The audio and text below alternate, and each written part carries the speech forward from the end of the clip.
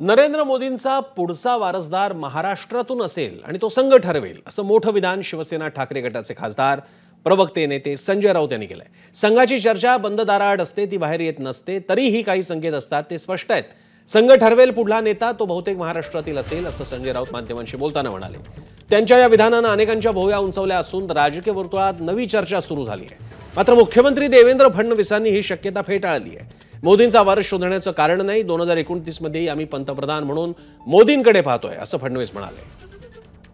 फकीर आदमी है, झोला लेकर आया था, अब झोला भरकर जाएगा। झोला बहुत भरा है उनका। पण तुम्हाला काय वाटतं की मोदींचे वारसदार कोण असतील? मोदींचे वारसदार कोण असतील? ते राष्ट्रीय स्वयंसेवक संघ ठरवेल असं दिसतंय या क्षणी।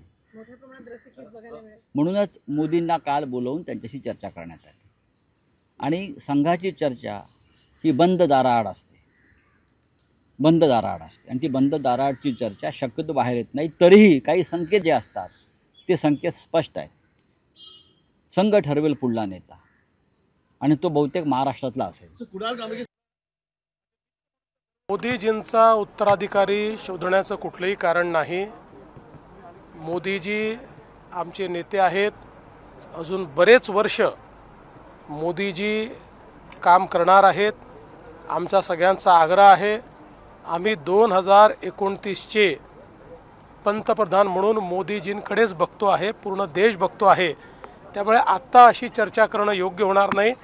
आणि भारतीय संस्कृतीमध्ये वडील जिवंत असताना मुलांचा विचार होत नाही, करायचाही नसतो। ही सगळी मुघली संस्कृती आहे की वडील जिवंत असताना मुलं अशा प्रकारचा विचार करतात। त्यामुळे आत्ता कोणाचाही कुठेही उत्तराधिकारी निवडण्याचे वेळही आलेले नाही, तसा प्रश्नही नाही।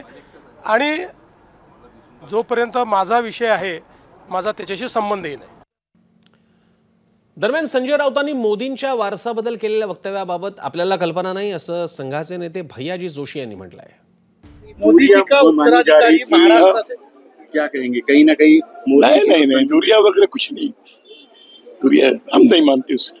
मोदी जी का क्या कहेंगे? मोदी जी का उत्तराधिकारी महाराष्ट्र से होगा, संघ का ग्रीन सिग्नल लगेगा ऐसा कहा जाता है। संघ के उत्तराधिकारी का अभी सवाल ही कहाँ है? उत्तराधिकारी का प्रश्न कहाँ आता है? संघ में जो परंपरा है उसके अनुसार होगा, उसका निर्णय संघ करेगा। मोदी जी का उत्तराधिकारी महाराष्ट्र से होगा, फडणवीस जी की तरफ इशारा था। मुझे जानकारी नहीं।